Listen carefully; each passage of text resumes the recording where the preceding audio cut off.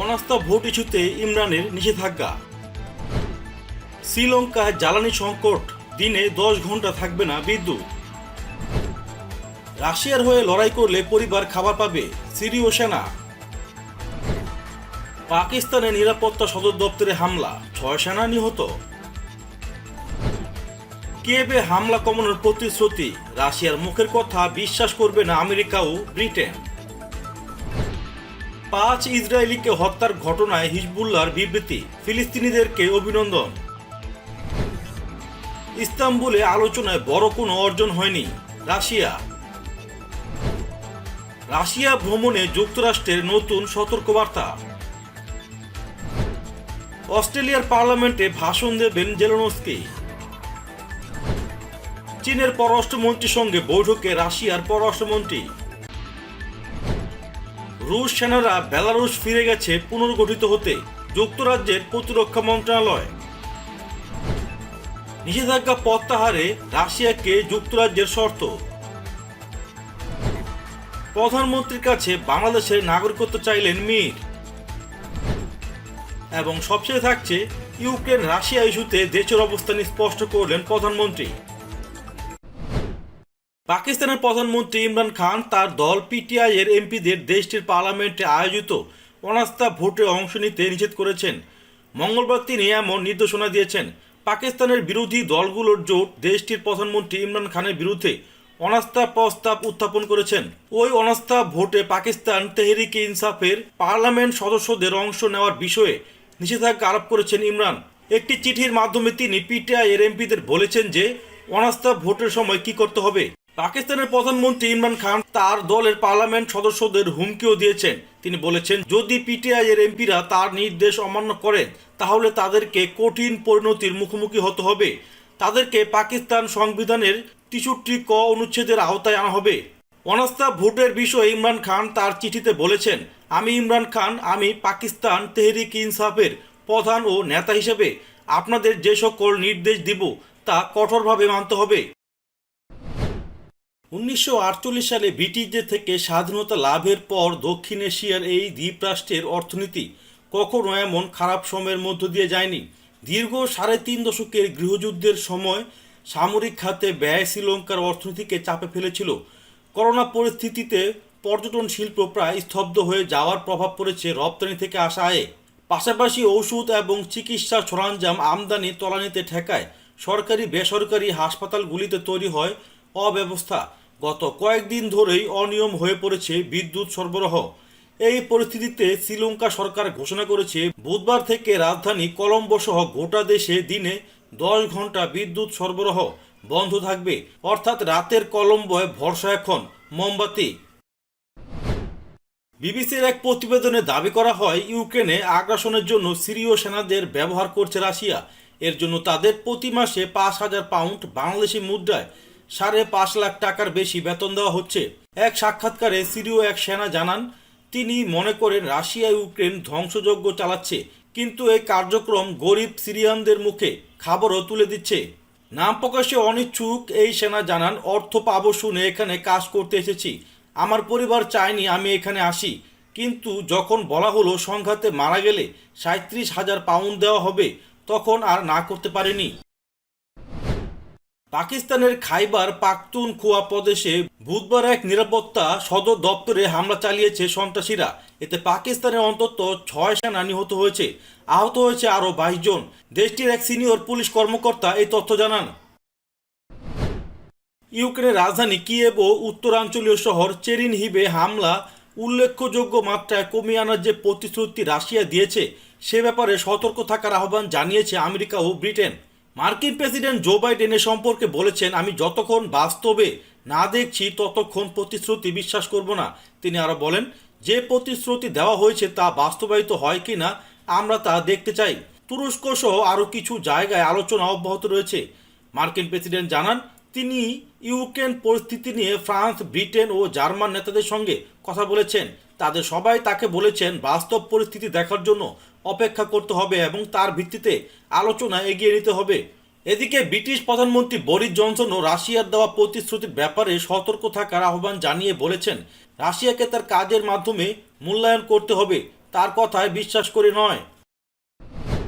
দখলদার ইসরায়েলের তেল আবিবের ফিলিস্তিনি মুজাহিদের শাহাদাত পিয়াসী হামলার প্রশংসা করে বিবৃতি দিয়েছে লেবাননের ইসলামী প্রতিরোধ আন্দোলন হিজবুল্লাহ। সংগঠনটির বিবৃতিতে ফিলিস্তিনি জাতিকে উদ্দেশ্য করে বলা হয়েছে, আপনারা দখলদারদের কেন্দ্রস্থলে সজোরে চপেটাঘাত করে আবারও তাদেরকে পরাজয় ও অপমানের স্বাদ আস্বাদন করিয়েছেন, এজন্য আপনাদেরকে অভিনন্দন। এতে আরও বলা হয়, তেল আবিবের কাছে সাহসী ওই অভিযানের মধ্য দিয়ে আবারও প্রমাণিত হয়েছে দখলদার উপশহরবাসী ও সেনারা কোথাও নিরাপদ নয়। তুরস্কের ইস্তাম্বুলে ইউক্রেনের সঙ্গে আলোচনায় বড় কোনো অর্জন হয়নি বলে জানিয়েছে ক্রেমলিন। মঙ্গলবার ইস্তাম্বুলে সরাসরি আলোচনায় বসেছিলেন রাশিয়া ও ইউক্রেনের প্রতিনিধি দলের সদস্যরা। বৈঠকে ইউক্রেনের প্রতিনিধিরা রাশিয়ার দাবি অনুযায়ী জোট নিরপেক্ষ অবস্থান গ্রহণে রাজি থাকার কথা জানান। জোট নিরপেক্ষ অবস্থানের অর্থ ইউক্রেন আর ন্যাটোর মতো কোনো সামরিক জোটে যোগ দেবে না, এমনকি কোনো দেশ বা জোটকে সামরিক ঘাঁটিও করতে দেবে না। এর বিনিময়ে ইউক্রেনকে যে নিরাপত্তা নিশ্চয়তা দিতে হবে সেটাকে গ্যারান্টার হিসেবে পোল্যান্ড, ইসরায়েল, তুরস্ক, কানাডা সহ কয়েকটি দেশ থাকতে পারে। এ প্রসঙ্গে ক্রেমলিনের মুখপাত্র দিমিত্রি পেসকভ বুধবার সাংবাদিকদের বলেন, ইস্তাম্বুলে আলোচনায় ইউক্রেন লিখিত প্রস্তাব দিয়েছে, এটা একটি ইতিবাচক বিষয়। তবে সেখানে প্রতিশ্রুতিশীল এবং বড় কোনো অর্জন হয়নি, এখন অনেক কাজ বাকি। মার্কিন যুক্তরাষ্ট্র রাশিয়ার নতুন করে ভ্রমণ সতর্কতা জারি করেছে। দেশটি সতর্ক করেছে, রাশিয়ায় আমেরিকানদের বিচ্ছিন্ন করা এবং আটকে রাখা হতে পারে। মার্কিন নাগরিকদের হয়রানির আশঙ্কার কথা উল্লেখ করা হয়েছে বিবৃতিতে। আমেরিকানদের রাশিয়া ভ্রমণ না করা এবং অবিলম্বে দেশটি ছেড়ে যাওয়ার আহ্বান জানানো হয়েছে। ইউক্রেনের প্রেসিডেন্ট ভলোদিমির জেলেনস্কি বৃহস্পতিবার ভিডিও কনফারেন্সে অস্ট্রেলিয়ান সংসদে ভাষণ দেবেন।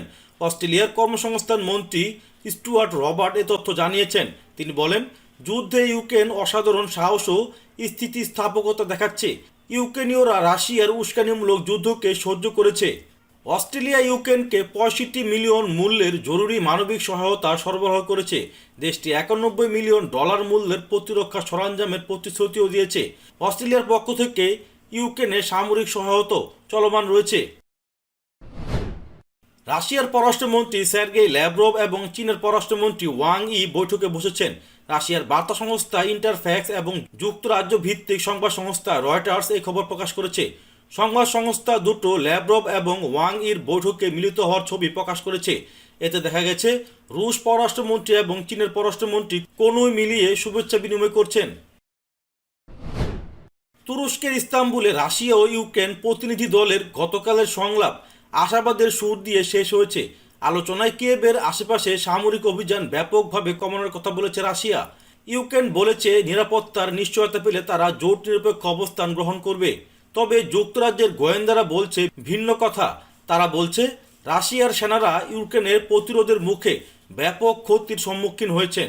রুশ সেনাদের কিছু ইউনিট বেলারুশে ফিরে গেছে পুনর্গঠিত হতে, শক্তি সঞ্চয় করতে। মঙ্গলবার গোয়েন্দা তথ্যের বরাতে যুক্তরাজ্যের প্রতিরক্ষা মন্ত্রণালয় এসব তথ্য জানিয়েছে। নিষেধাজ্ঞা প্রত্যাহারে রাশিয়াকে বেশ কিছু শর্ত দিয়েছে যুক্তরাজ্য।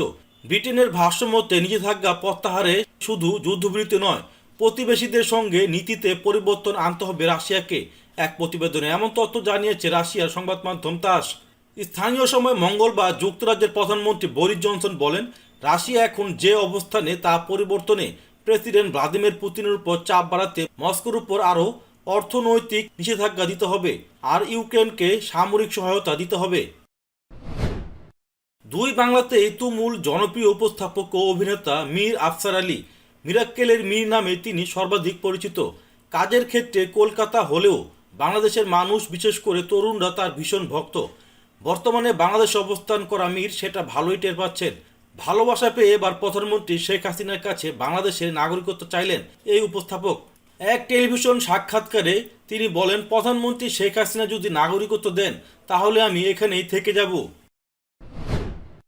ইউক্রেনের সামরিক আগ্রাসনের জন্য রাশিয়ার নিন্দা জানিয়ে জাতিসংঘের সাধারণ পরিষদে তোলার প্রস্তাবে ভোটদানে বিরত ছিল বাংলাদেশ।